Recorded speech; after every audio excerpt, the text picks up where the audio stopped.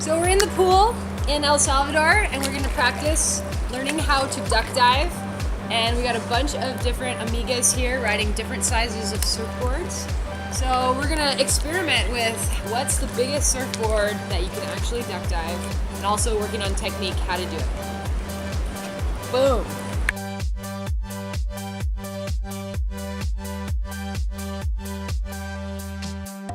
So the key to a good duck dive, number one, you need to have some speed. That's gonna make it easier.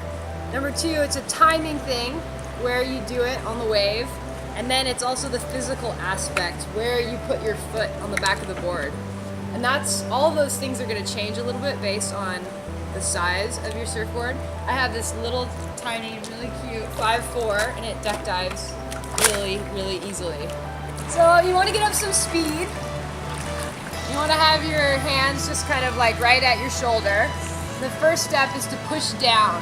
And I like to keep my knee on the board to kind of hold the board, like help it push down. Like you push down with your hands and then you're keeping it underneath you with your knee. And then once you get down to the depth, then you push through with whatever reaches. Like I use these little tiny boards, so a lot of time I'm pushing with my shin right here. And then if I want to go really deep, then I'll put my foot on there. But a lot of times if I'm being lazy and it's not really that big a wave, I just push with my shin. But if I had a longer board and my foot reached the edge of the board, then I would always push with my foot. And then another thing that we've seen girls do that doesn't really work that well is they think they got to get the foot all up. So they go for their duck dive and they like spread the leg out, and then the board goes all like that. So to those girls, I tell them to keep your knees in the middle of the board and then get your foot on from there. So now that you got your body right, let's talk about timing. What you want to do is get some speed up and start your duck dive soon enough that you can get underwater before the wave hits you. You want to get underneath the whitewash so that it can go over you and then you come up on the other side. If you start the duck dive too late, the wave hits you before you have a chance to get deep enough. If the wave hasn't broken yet, if it's just cresting at the top, you can wait till the last minute and just kind of duck dive underneath the lip. But if you're dealing with whitewash, you gotta start a little bit sooner so you can get all the way underneath it. The whitewash passes over you and you come up on the other side. Here are a few examples of some amigas giving it a try, and we can talk about what's going wrong. Here's an amiga that's pushing down nicely with her hands, but she's not following through with her leg. So the board doesn't scoop through the wave very nicely. If you have a really good push down, but there's no follow through, then the board just goes out that way. This is what you want the board to do underwater. Scoop down and then come back up on the other side of the wave. This amiga is pushing down really nicely. She's scooping through with her leg, but her upper body's not getting down to the depth where the board is. So even though the board is deep, her body's not getting underneath the whitewash. Another thing that will help your duck dive be more awesome is keeping your eyes open. Probably not recommended if the water's super gross or if it's a little tiny whitewash on the inside with tons of sand.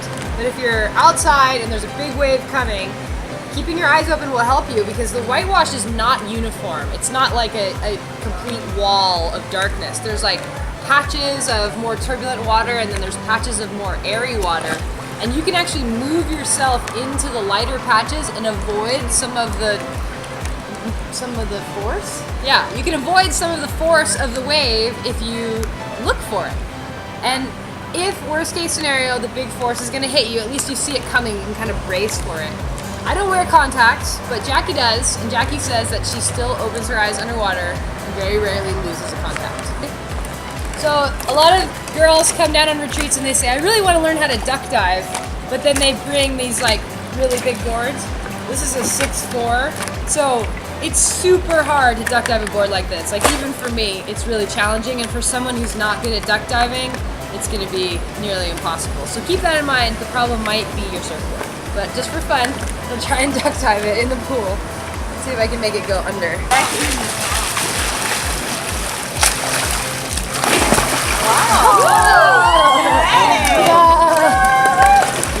So what makes it more difficult? Is it that the width? It's just more buoyant. The length or the width? It's the volume of the board. Like a little tiny board that barely floats, you can duck dive super easy. But a big floaty board just by definition doesn't go underwater very well. Right. So one thing you can do if you do have a big board and you really want to try to duck dive it, to get it underneath, you can scoop. Yeah. Because it's hard, if you have a big board on the water, if you push this down, it doesn't go because it's got all this volume on the water. So you're displacing all this water to make it go under, which is hard. But if you tilt it, then it'll go under much easier. So if I was out surfing and I wanted to try and duck dive this board, I would tilt it to scoop it and then follow through like normal. And that's how you duck dive. Woohoo! Thank you. Yeah. Now we're gonna need some longboards because Jackie's gonna do how to turtle roll. How to turtle roll. Yay. Jackie's roll.